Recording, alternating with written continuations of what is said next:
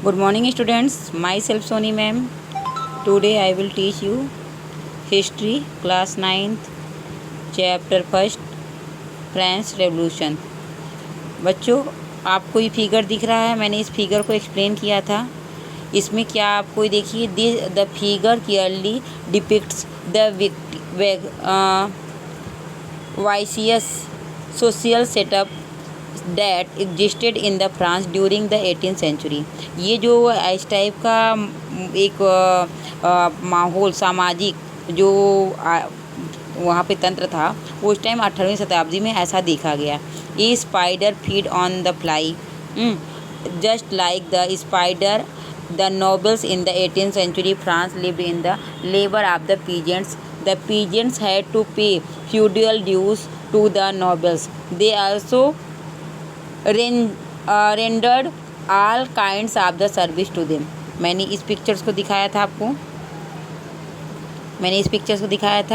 मैंने बताया था कि जो है इसको टैक्स भी पे कर रहा है, सब कुछ कर रहा है, और क्या है, और जो है ये किसान इनको सामंत को सब कुछ दे रहे हैं, लेकिन फिर भी क्या कर रहे हैं, इनकी और अदर जो एक्टिविटीज़ है वो उसको भी पूरा कर रहे हैं। ठीक, तो ये आपका रहा। और बच्चों, ये जो आपका ये था, ये फिगर था, देखिए जो पहले बॉक्स में तो आपको लिखा बेड हार्वेस्ट हुआ। फिर जो सेकेंड बॉक्स दिया है बच्चों, इसमें क्या स्केरेटी of the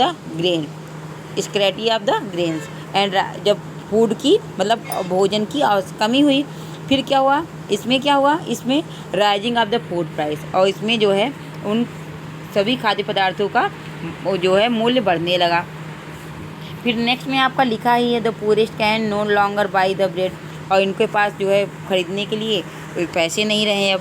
increase the number of death, यहाँ पे increase the number of death, disease and the epidemics, और किसकी वजह से, बीमारी और उसकी महामारी की वजह से।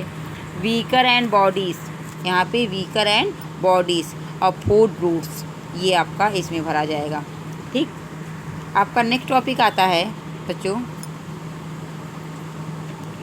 Growing middle class and in vices and into the privilege, means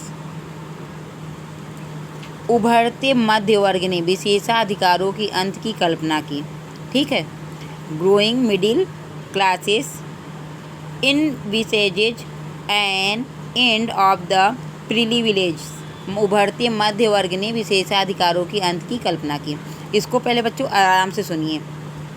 देखिए, पहले भी कर बढ़ाने एवं अकाल के समय किसान और कामगार विद्रोह कर चुके थे, परंतु उनके पास सामाजिक आर्थिक व्यवस्था की बुनियादी बदलाव लाने के लिए साधन एवं कार्यक्रम नहीं थे। ठीक है, मतलब उन विद्रोह तो होते रहे, लेकिन किस तरह से सामाजिक आर्थिक व्यवस्था को सुधारा जाए, उनके लिए किस तरह से बदला जाए, ये उनकी इस एक्टिविटीज़ के लिए उनके क्या कोई निश्चित साधन नहीं थे। ये जिम्मेदारी तीसरे स्टेट के उन समूहों ने उठाई जो समृद्ध और शिक्षित होकर नए विचारों के संपर्क में आए। ठीक है, फिर बेटा 18वीं सदी में मतलब 18th सेंचुरी में नए सामाजिक समूह का उदय हुआ, जिसे मध्यवर्ग कहा गया, जिसने फैलते समुद्र पारी व्यापार और ऊनी तथा रेशमी वस्त्रों के उत्पादन के बल पर संपत्ति अर्जित की थी। मतलब समुद्र के उस पार व्यापार करके ऊनी और रेशमी वस्त्रों का उत्पादन करके संपत्ति अर्जित की थी। ऊनी और रेशमी कपड़ों का या तो निर्यात किया जाता था या समाज के समृद्ध लोगों से खरीद लेते थे। तीसरे स्टेट में इन सौदागरों एवं निर्माताओं के अलावा प्रशासनिक सेवा युवा वकील जैसे पेशेवर लोग भी शामिल थे। ये सभी पढ़े लिखे थे और इनका मानना था कि समाज के किसी भी समूह के पास जन्म से कोई विशेषाधिकार नहीं होने चाहिए।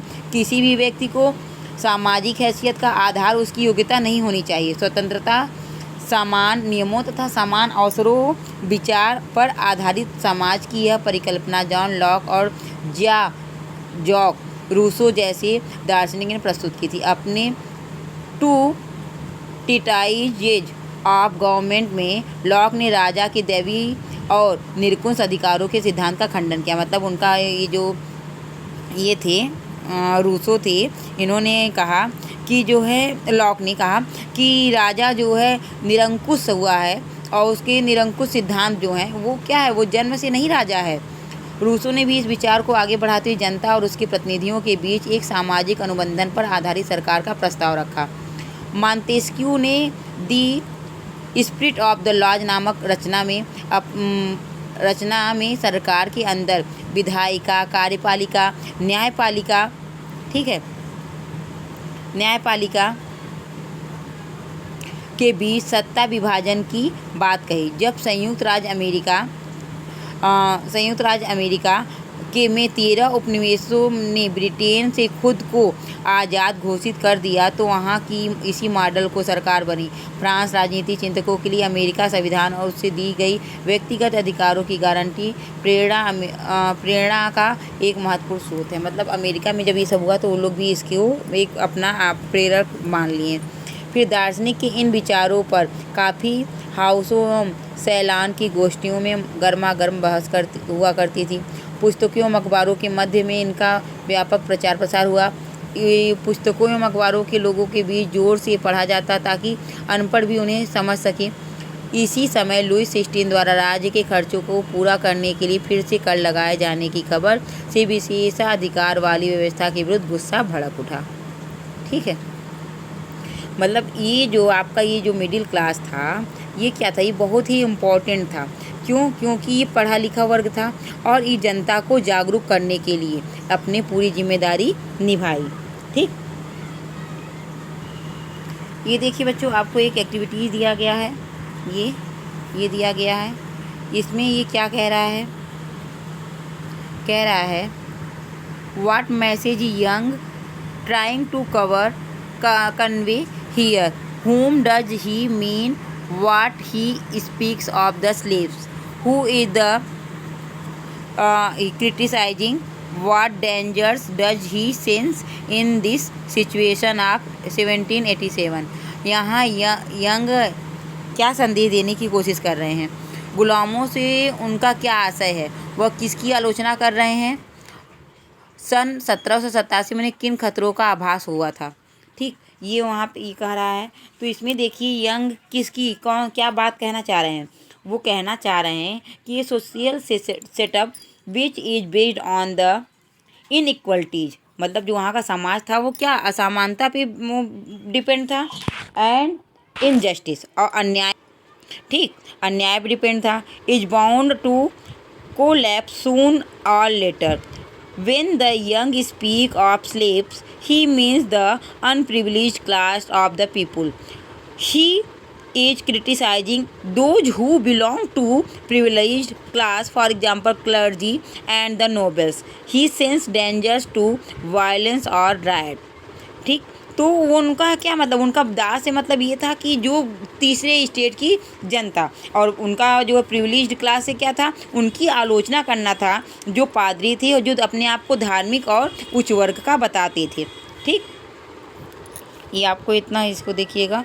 अब देखिए आपका नेक्स्ट टॉपिक आता है आउटब्रेक ऑफ द रिवोल्यूशन।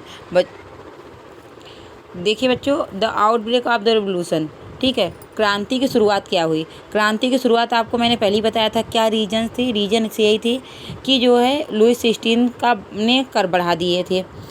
क्या आप सोच सकते हैं कि उसने ऐसा कैसे किया होगा। प्राचीन राजतंत्र के तहत फ्रांसीसी सम्राट अपनी मर्जी से कर नहीं लगा सकता था। इसके लिए उसे स्टेट जनरल यानी प्रतिनिधि सभा, स्टेट जनरल को क्या कहते हैं, प्रतिनिधि सभा की बैठक बुलाकर नए करों के अपने प्रस्ताव पर मंजूरी लेनी पड़ती थी। स्टेट जनरल एक राजनीतिक संस्था थी जिसमें तीनों स्टेट अपने अपने प्रतिनिधि भेजते थे, लेकिन सम्राट ही यह निर्णय करता था कि इस संस्था की बैठक कब बुलाई जाए। इसकी अंतिम बैठक कब हुई थी, 1614 में बुलाई गई थी। कब बुलाई गई थी, 16 अंतिम बैठक 1614 में। ठीक, तो ये देखो आपका जो है थोड़ा सा इसमें था एक कि जो है डेमोक्रेसी टाइप का था कि जो है, लेकिन क्या था इसमें कोई मजदूर तीसरे स्टेट का कोई पर्सन नहीं था ना इस सभा में, इसलिए उनके बारे में कोई नहीं सोचता था।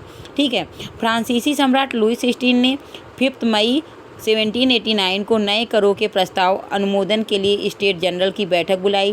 प्रतिनिधियों की मेजबानी के लिए वर्साय के एक आलीशान भवन को सजाया गया। पहले और दूसरे स्टेट में ने इस बैठक को अपने 300 पहले और दूसरे ना स्टेट के 300 प्रतिनिधि भेजे, जो आमने सामने की कतारों में बिठाए गए। तीसरे स्टेट ने 600 प्रतिनिधि उनके पीछे खड़े थे। मैंने आपको बताया था कि मतलब इनको बुलाया तो गया, तीसरे स्टेट के पर्सन को बुलाया गया, लेकिन क्या इनको बैठने की सुविधा नहीं दी गई, इनको पीछे खड़ा किया गया। ठीक है, तीसरे स्टेट का प्रतिनिधि इसके अपेक्षाकृत समृद्ध एवं शिक्षित वर्ग भी थे। ठीक है, किसानों, औरतों और कारीगरों का सभा में प्रवेश वर्जित था। मतलब किसान नहीं जा सकते थे, औरत नहीं जा सकती थी, कारीगर नहीं जा सकते थे, मतलब मजदूर। फिर भी लगभग 40,000 पत्रों के माध्यम से उनकी शिकायतों एवं मांगों की सूची बनाई गई, जिसे प्रतिनिधि ने अपने साथ लेकर आए थे। जो प्रतिनिधि थर्ड स्टेट के थे, जो यहाँ पे इनको एंट्री मिली थी, वो अपने साथ उनके पत्रों को लेकर आए थे। इसको ध्यान से जल्दी जल्दी सुनिए। स्टेट जनरल के नियमों के अनुसार प्रत्येक वर्ग को एक मत देने का अधिकार था। ठीक है, प्रत्येक स्टेट के जनरल को। इस बार भी लुईस 16 की इसी प्रथा का पालन करने के लिए दृढ़ प्रतिज्ञ था, परंतु तीसरे वर्ग के प्रतिनिधि ने मांग रखी कि अब की बार पूरी सभा द्वारा मतदान कराया जाना चाहिए, जिसमें प्रत्येक सदस्य को एक एक मत देने का अधिकार हो। मतलब जो थर्ड स्टेट था उसको वोट देने का अधिकार नहीं था, बाकी 2 स्टेट को था, तो उसने कहा कि हम लोग को भी देना होना चाहिए। यह एक लोकतांत्रिक सिद्धांत था, जिसे मिसाल के तौर पर रूसो ने अपनी पुस्तक द सोशल कॉन्ट्रैक्ट में प्रस्तुत की।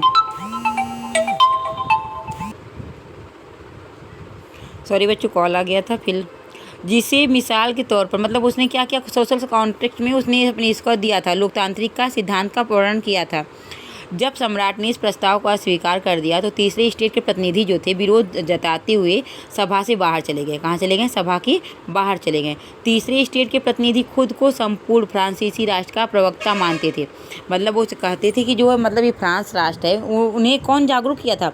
ये फिलासफर जागरूक किया था। तब वो कहे कि जो है ये जो फ्रांस है वो किसका, मतलब कौन इसको मतलब एक तरह से खड़ा किया है। तीसरे स्टेट अगर ना टैक्स पे करती है, ना मजदूरी करती है, ना खेती करती है, तो क्या ये फ्रांस इतना मजबूत बन पाता? नहीं बन पाता।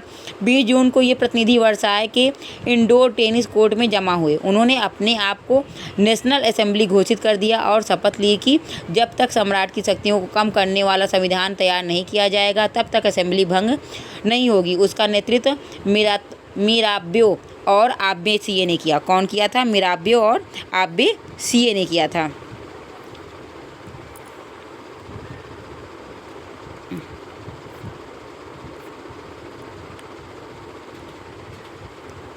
ये मिराबियो और ने किया था। ठीक है,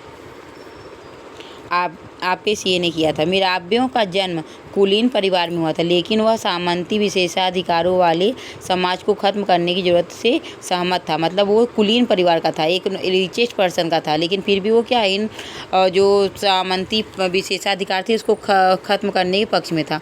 उसने एक पत्रिका निकाली और वर्साय में जुटी भीड़ के समक्ष जोरदार भाषण भी दिए। अभी सीए मूलतः पादरी था और उसने तीसरे स्टेट का था और शीर्षक से यह अत्यंत प्रभावशाली प्रचार पत्रिका पैम्पलेट लिखी। ठीक है, उसने जो है वो भी जो किससे था उससे था, मतलब तीसरे स्टेट मतलब पादरी था, लेकिन फिर भी वो तीसरे स्टेट के बारे में लिखे। ठीक है, इधर आपका कुछ एक्टिविटीज़ दिया है बच्चों, ये दिया है आपका महत्वपूर्ण तिथियाँ दिया है। ये ज़रूर आप लिख के याद करिएगा। आप इसको होमवर्क समझ लीजिए, लिख के इसको याद करना है। ठीक है, इसमें क्या क्या है आपका 1774 में लुईस 16 का फ्रांस का राजा बनता है। सरकारी खजाना खाली हो चुका था और प्राचीन राजतंत्र के समाज के असंतोष का क्या था, घर आता जा रहा था। और 1789 में स्टेट जनरल का आह्वान हुआ। तृतीय स्टेट नेशनल असेंबली का गठन करता है। बास्तिल पर हमला और देहात में किसान का विद्रोह। 1798 में सम्राट की शक्तियों पर अंकुश लगाने वाले सभी मनुष्यों को मूलतः अधिकार प्रदान करने के लिए संविधान बनाया जाता है। 1792-93 में फ्रांस गणराज्य बनता है। सिर काट कर राजा को मार दिया जाता है। जैकोबिन गणराज्य का पतन, फ्रांस पर डायरेक्टरी का शासन और फिर ये 1804 में नेपोलियन का फ्रांस पर सम्राट बनना। और यूरोप के विशाल भूभाग पर कब्जा कर लेता है। और 1815 में वाटरलू में नेपोलियन की हार। ये आपको ये वाटरलू जो आपको दिया है ये आपको 10th तक पीछा नहीं छोड़ेगा, ठीक है। ये बहुत ही इम्पोर्टेंट है, इसको पढ़ लीजिएगा। और जो है आपका नेक्स्ट टॉपिक मैं नेक्स्ट वीडियो में क्लियर करूँगी। और जो है इसको अच्छे से रीड करिए, इसको कॉन्सेप्ट समझने की पहले कोशिश करिए, ठीक है। That's all, thank you.